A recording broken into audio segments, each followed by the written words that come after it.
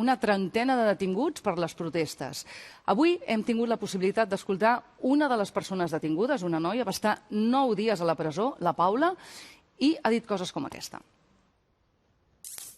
No han estat dies fàcils per ningú i moltes joves han viscut per primera vegada la cara més fosca de l'aparell repressor de l'Estat. L'objectiu és clar, espantar i desmobilitzar a tot el jovent que ha decidit plantar cara des del carrer als que ens volen submises i callades. Hem respost a la sentència de forma exemplar i hem demostrat que no cedirem davant el xantatge de l'Estat espanyol. Pel camí, però, han segrestat 31 joves que ens mobilitzàvem arreu del Principat. 31 joves que, després de patir una violència policial desproporcionada i injustificable als carrers i maltractaments i vexacions als departaments policials, no vam tornar a casa. Entre irregularitats judicials, manipulació de proves i mesures preventives desproporcionades, se'ns castiga amb les més greus de totes les mesures, la presó provisional. Ramiro García de Dios, bona nit. Bona nit. Ramiro García de Dios és un jutge jubilado. ¿Ahora hace cuánto que se ha jubilado? El 3 de febrero del año 2018. Pero muchos años ejerciendo de juez. Desde 1987. Bastante. Y a usted le llaman el azote de la policía. Bueno, es una expresión no poco cariñosa, pero tampoco es despreciativa. Es más bien, bueno, de haber comprobado que hay jueces garantistas y que ejercemos o pretendemos ejercer una función de control sobre los pretendidos poderes autónomos que se atribuye a la policía. Un sistema, más que la policía, yo prefiero hablar del subsistema policial, sobre todo un subsistema policial que tiene prácticamente un hilo conductor con ningún tipo de ruptura con la dictadura de la policía. Y eso va creando una especie de sensación de poder autónomo para los cuales el juez de garantías, el juez que pretende controlar las llamadas extralimitaciones por otros llamados excesos, pero para un juez garantista los presuntos delitos que puede cometer un agente de policía en el ejercicio de su cargo, pues siempre es algo no precisamente bienvenido y que a mí me ha merecido ese cariñoso apodo de azote. Oiga, es que de hecho cuando usted se jubiló hubo policías que brindaron. Yo creo que incluso hubo una gran fiesta. No sé si en alguna de los saraos que hay en la Villa de Madrid, pero yo creo que hubo fiestas. Sobre todo hubo fiestas porque yo desde el año 2009 hasta que me jubilé en el 2018 desempeñé, aparte de la función de juez de instrucción, la función de juez de control del Centro de Internamiento de Inmigrantes de Madrid-Aluche. Y ahí yo entré en un espacio que llevaba desde el año 1986 sin ningún tipo de control. Era un auténtico islote sin derechos y, por lo tanto, el que allí apareciera un juez que efectivamente se tomó en serio su papel de juez de control y, por lo tanto, de garantizar los derechos de las personas internadas, por cierto, a través de una interpretación que hubo de hacerse, porque tampoco el sistema legislativo, cuando crea la figura del juez de control, nos deja mucho margen para poder controlar efectivamente. Por ejemplo, yo me planteé y hablé con compañeros y compañeras mías cerrar el CIE y efectivamente no tenía atribuciones legales para cerrarlo, si no lo hubiera cerrado. ¿Por qué no es habitual que los jueces critiquen a la policía en España? Desgraciadamente el subsistema policial, por causas que yo creo que todo el mundo puede entender, ha tenido una gran conexión con el aparato judicial penal, sobre todo con los jueces de instrucción.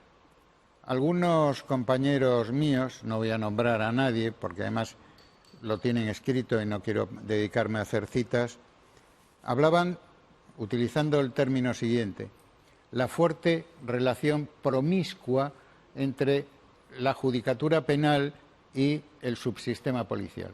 Claro, yo creo que ese término promiscuo es altamente expresivo de lo que significa. Sí, sí. Estábamos escuchando a Paula. Paula ha estado 9 días en prisión y es una de las personas detenidas que ha salido, pues justamente hoy hemos podido escuchar lo que decía. Comentaba que la prisión, o sea, que se está utilizando la prisión para asustar a los manifestantes. ¿Está de acuerdo usted? No, vamos, yo no conozco el caso concreto y por lo tanto voy a decir en general, porque no conozco el caso concreto. Se está utilizando la prisión provisional no solo para amedrentar, sino también a modo de escarmiento y, sobre todo, por un efecto que es todavía, aunque opera más a largo plazo, que es el efecto desaliento, ¿eh? El efecto desaliento está muy estudiado, no hace falta que te manden a prisión, si te mandan a prisión el efecto desaliento se incrementa, porque claro, no todo el mundo en sus luchas por los derechos asume o está dispuesto a la prisión. La prisión es muy dura. Yo estuve en prisión un mes en los tiempos de la dictadura y bueno, pues estuve un mes nada más. Pero claro, si estoy a lo mejor 1 año o 2 años, ya no digamos, si me llegan a condenar a 13 años, pues no le quiero decir la dureza de lo que supone la prisión. Yo he visto además, como juez de control del centro de internamiento, la dureza que supone estar 60 días como máximo. Lo que sufre la gente que no ha cometido ningún tipo de delito, simplemente llegan en unas pateras, los cogen y los mandan a los centros de internamiento después de haberse jugado la vida. Bueno, si lo pasamos a una ciudadana o a un ciudadano, a una joven que lucha por unos derechos y en una manifestación, bien por correr menos o bien por no hacer nada, porque esa es otra de lo que pasa. Yo, claro, en mi gran número de años he tenido multitud de atestados policiales que acabaron con personas detenidas 3 días en comisaría, 1 día en el juzgado y archivados prácticamente al día siguiente. Es decir, donde no había nada. ¿Por qué? Porque esa autonomía del Poder Judicial para la construcción de los atestados les permite una construcción, sobre todo por la técnica de, si usted coge un atestado y comparecen 4, los 4 que firman dicen lo mismo y después en el subsistema o sistema de la justicia penal de instrucción, esa complacencia, esa especie de compadreo, utilicemos un lenguaje sencillo para que todo el mundo nos entienda, hace que el policía tenga una especie de fe en lo que dice. Ya no es simplemente la famosa presunción de veracidad, que además en derecho penal bajo ningún concepto un policía testigo puede tener esa presunción de veracidad, bajo ningún concepto en un Estado democrático. Sin embargo, lo que he dicho antes de esa relación estrecha, esa relación de compadreo, seamos claros, entre la justicia penal de los jueces de instrucción, y hablo mayoritariamente porque efectivamente hay excepciones, ¿eh? Yo ya lo he dicho multitud de veces, la carrera judicial mayoritariamente es conservadora, hay un sector minoritario progresista, pero atención, hay también un sector minoritario neofascista o autoritario. Yo voy a poner el último ejemplo. El presidente del Tribunal Superior de Justicia de Castilla y León, señor Asunción, en su crítica tanto a la exhumación del genocida como a la ley de memoria histórica. Bueno, si usted lee lo que ha dicho, verá que ahí late un presidente de un Tribunal Superior de Justicia, no solo autoritario, sino neofascista o franquista. Oiga, esto que cuenta da mucho miedo, ¿eh?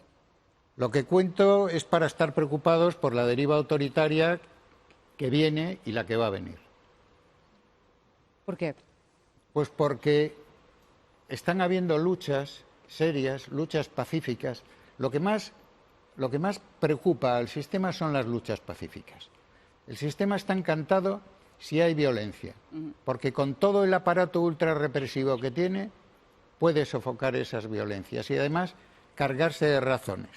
Lo que tiene pánico es a la protesta pacífica, a la protesta masiva pacífica constante y continuada.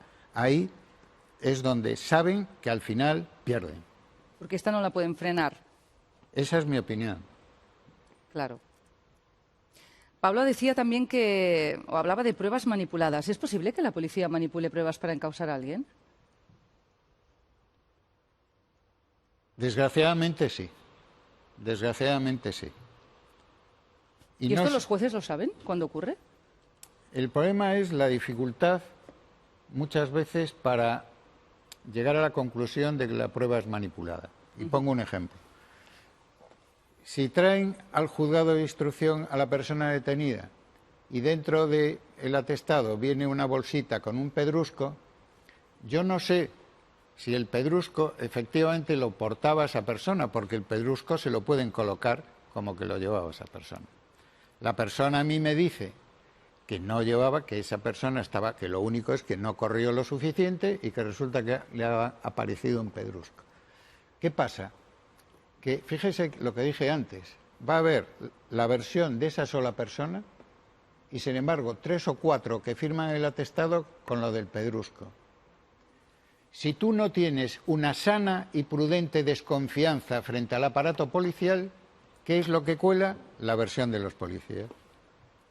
Así de sencillo, yo no voy a engañar a nadie. Y no hay jueces que tengan... ¿cómo lo ha dicho esto usted? Aparte de usted que se la azote de la policía, y ahora entiendo por qué. No suele ocurrir, no suele ser habitual que el juez desconfíe de la policía. Exactamente, por todo lo que dije antes. Eso no quiere decir que no haya jueces que, como yo, han tenido una función de garantía y, por lo tanto, de control, de verificar la verdad o el acto falsario que puede contenerse en un atestado policial. Si un periodista estudiase los atestados policiales que a lo largo de mi vida he tenido, tanto en Bilbao como en Madrid, verán el lenguaje que utilizan no solo para sobredimensionar, sino para colocar a una persona que a lo mejor no ha hecho nada más que correr, atribuirle, por ejemplo, desórdenes públicos, etcétera, ¿no? Muchas veces con frases absolutamente valorativas, es decir, sin ser capaces de relatar un hecho concreto, ¿no? Por ejemplo, se enfrentó a nosotros de modo agresivo. Y claro, tú tienes al policía después, ¿me podría decir en qué consistió? Y va, tautológico, en modo agresivo, señoría. Oiga, dígame hechos concretos. Eso les molesta, porque ahí pueden fallar, porque yo cuando ya tomo declaración a los policías, yo les tomo declaración por separado, con lo cual ya no se me pueden comunicar. Y ahí eso le tienen pánico. Ya. Y te llega alguno, se atreve a decir, ¿qué pasa, señoría? ¿Que se atreve usted a desconfiar? O sea, así es, desgraciadamente. Pero es que usted lo dice con una normalidad que yo a lo mí, digo, sinceramente, yo lo digo porque soy me preocupa mucho. Yo lo digo porque soy consciente en lo que he trabajado, soy consciente en que tengo el deber de que la ciudadanía sepa también lo que es un subsistema policial autoritario, porque esto no quiere decir que, claro, que toda la policía, porque la policía científica no tiene nada que ver con esto, las policías que se dedican a investigación criminal tampoco. Aquí el tema fuerte está en los llamados cuerpos de antidisturbios, sean los que sean, sean los belchas de la Archancha Vasca, sean las brigadas móviles de los Mossos de Escuadra, sean las unidades antidisturbios del Cuerpo Nacional de la Policía o las especiales de la Guardia Civil, o incluso algunas extrañas y pintorescas creadas en Madrid por el gobierno de la derecha de la Policía Municipal. ¿Qué le parece las actuaciones de los Mossos y de la Policía Nacional durante estos altercados? Bueno, una ventaja de la jubilación es que me ha permitido ver cantidad de vídeos, y no solo de televisiones del Estado español, sino vídeos a través de otras televisiones. Y yo he visto, efectivamente, actos presuntamente delictivos. ¿Y qué tipo de delitos? Primero, de presuntas lesiones y, sobre todo, de presuntos delitos contra la integridad moral de las personas. Es decir, no hay derecho a agarrar a una persona que está sentada, patearla, pegarle. Eso es más que una agresividad de tipo de fuerza, es más bien humillar, es querer destrozar. O sea, Ferrajoli, en su libro sobre el Manifiesto sobre la Igualdad, en el capítulo 7, habla de sadismo legislativo, de sadismo gubernativo, y ya hay estudiosos que están hablando ya del sadismo jurisdiccional. Dentro del gubernativo va el policial. Yeah. Esto está en la doctrina, el libro, por eso lo nombro, porque si alguien se extraña, porque claro, cuando se habla de sadismo no se quiere decir que la persona sea un sádico comprobado o un psicopatón, no, eso no lo sabemos, pero que actos que evidencian un comportamiento sádico y sobre todo denigrante para la integridad moral, para la dignidad, para ser claros, para que las personas lo entiendan bien, ya no es solo el acto lesivo de golpear en la cabeza o de disparar bolas de esas de goma o pelotas de goma, no, es esos ataques absolutamente, diríamos que lo que persiguen es no solo generar miedo, por supuesto, sino mostrar la cara, diremos, del poder violento. Señor Eso es así. García de Dios, ¿usted coincidió con el ministro en funciones Grande Marlaska en el País Vasco como jueces de instrucción los Coincidimos dos, ¿no? los dos. Yo estaba en el juzgado de instrucción número 9. Coincidimos prácticamente 5 años y medio, cerca de 6 años. Lo conozco bastante bien porque éramos nada más que 10 jueces de instrucción. Y así como en Madrid, en la Plaza de Castilla, éramos 50 y tantos, pues en cambio en Bilbao tuve mucha relación. Y tuve la ocasión de comprobar qué tipo de juez era, lo mismo que ya no en Madrid, porque yo el tiempo que coincidí en Madrid con él, pues prácticamente ni nos hablábamos, pero en Bilbao sí, y bueno, ¿Ha comparado la situación en Cataluña con la que hubo en el País Vasco? Eso es, en fin, que quien me escuche no vea nada. Vamos a ver cómo. Eso es de una intensa o acusada miseria moral e intelectual. Yo he vivido en el País Vasco 8 años y medio y he visto lo que he visto. ¿Qué pasa? Que el señor Grande Marlaska ha contado el número de contenedores, ha contado el número de piedras, ha contado el número de incendios. En el País Vasco, por ejemplo, se quemaban autobuses, se quemaban sedes de partidos políticos, se quemaban oficinas bancarias, etcétera. Y la lucha, claro, él, después de ver lo torpe de sus primeras declaraciones, intentó hacer un cambio diciendo que no quería referirse con eso en la comparación con la lucha armada de la organización terrorista ETA, ¿no? Bien, yo aquí no voy a decir una cosa que es la siguiente.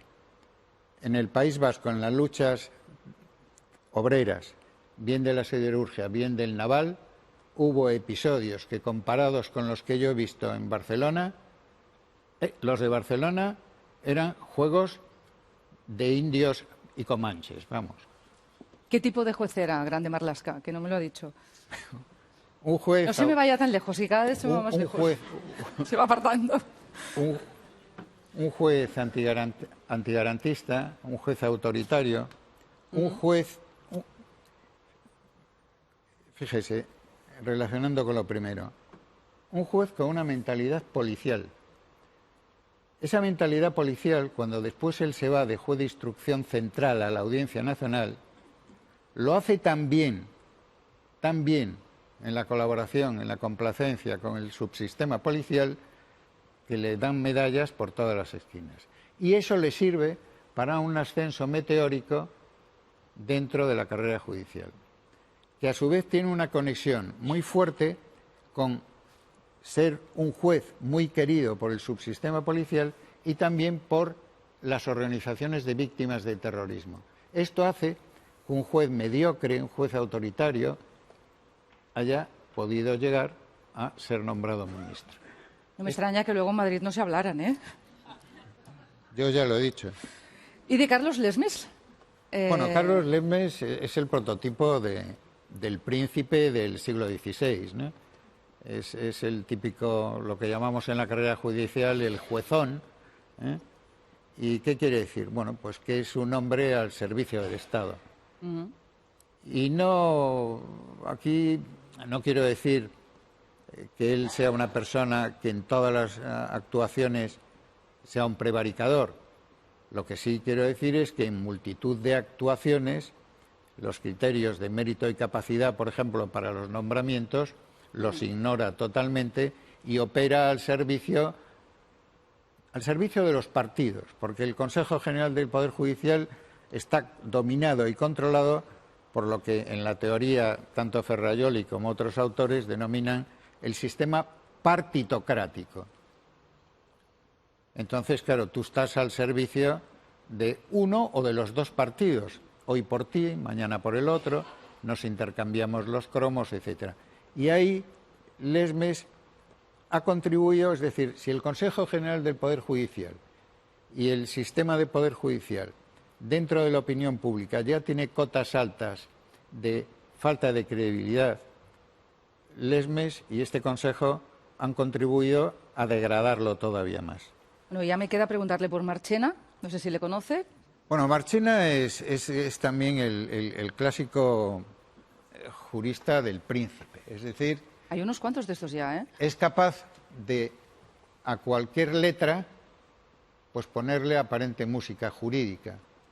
Por ejemplo, yo, estudiando la sentencia del procés, no es leer, la he estudiado a fondo. Bueno, pues mire a la conclusión a la que llego en relación con lo que le dije antes.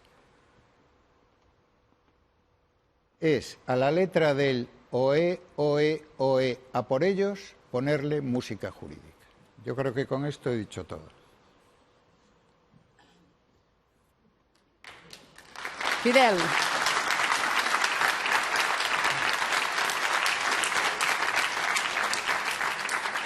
Andaban, Fidel, digas. Buenas noches. Primero una reflexión que quería compartir con usted. Me gustaría saber qué opina de que ciertas latitudes políticas ahora descubren la represión policial a raíz de según qué circunstancias, teniendo en cuenta que hay desde hace bastantes años trabajando entidades de forma muy modesta, como Iridia, como el Observatorio de los Derechos Penales, como los autores de un documental que le recomiendo, que es La cifra negra de la violencia institucional, como es la gente de Tanquem els CIES, de Cerremos los CIES. O sea, una reflexión sobre qué le parece que ahora ciertas latitudes políticas descubran o hablen de represión. Y una pregunta doble muy concreta, a raíz de su diagnóstico del sistema penal y penitenciario judicial. Una sobre los sindicatos, tanto de los sindicatos del sistema penitenciario como de los sindicatos policiales. ¿Cuál es su opinión respecto a la actitud que están teniendo los sindicatos, en teoría defensores de los trabajadores y de los derechos, en toda esta descripción que usted hace? Y segunda, ¿cuál sería la reforma legislativa y judicial que usted propondría para evitar este tipo de politización tan evidente del sistema judicial español?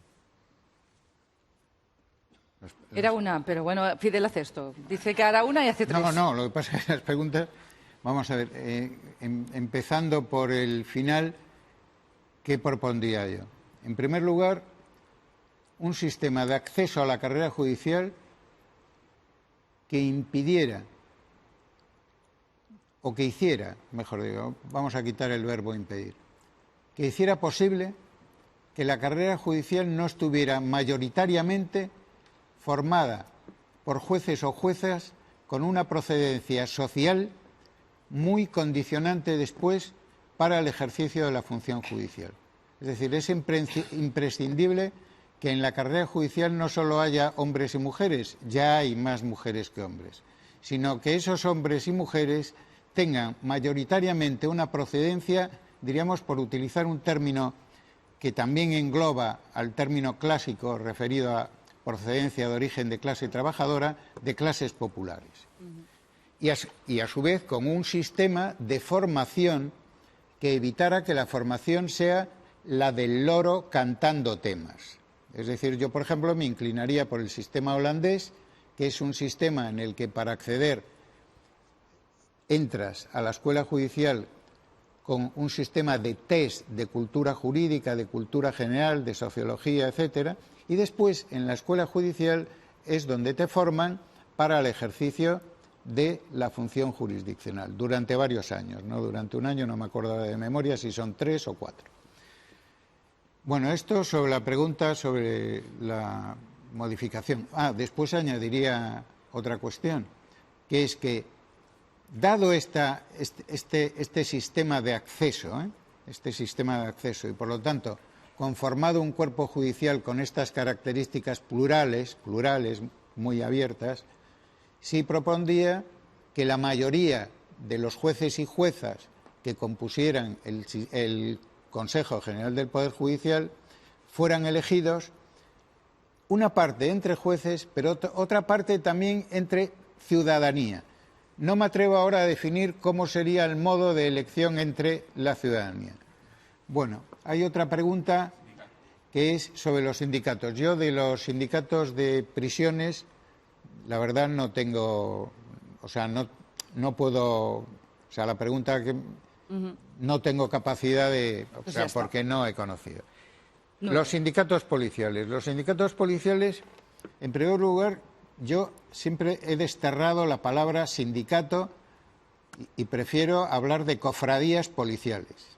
Es decir, yo entiendo que un sindicato es trabajadores que luchan frente al patrono, que luchan frente a un Estado que en un momento dado, pues eso, degrada el sistema de asistencia social, etcétera. Por lo tanto, por favor, que no me digan a mí que se puede hablar de sindicatos. Pero bueno, existen nominalmente los llamados sindicatos. Si la carrera judicial es corporativa, los sindicatos son ultracorporativos. Ultracorporativos. Eso quiere decir que, bueno, que atacan sistemáticamente cualquier crítica. Pero a extremos, por ejemplo, en Madrid acaban de archivar una causa, pero que han tenido a una concejala de Unidas Podemos, bueno, pues metida en un proceso penal por una mera crítica que ni siquiera había dicho que los policías municipales hubieran golpeado al migrante mantero que corría, sino que decía que, bueno... Núria, et demanaré brevetat, sisplau, y a usted también, señor García de Dios, brevedad lo máximo posible. Absoluta. Venga. Buenas noches. Yo quería preguntarle, la sentencia del procés de sedición, ¿hasta qué punto limita los derechos de protesta? Por ejemplo, una persona que ahora quiere ir a frenar un desahucio, ¿tiene que tener en cuenta que la Guardia Civil o un fiscal la puede acusar de sedición? En mi opinión, vamos a ver, en mi opinión abre una vía peligrosísima para que ocurra que la Fiscalía, en virtud de un atestado de la Policía Nacional, de la Guardia Civil, de los Mossos, de la Archancha, etcétera, pueda acusar de sedición. Ahora, yo creo que es tan brutal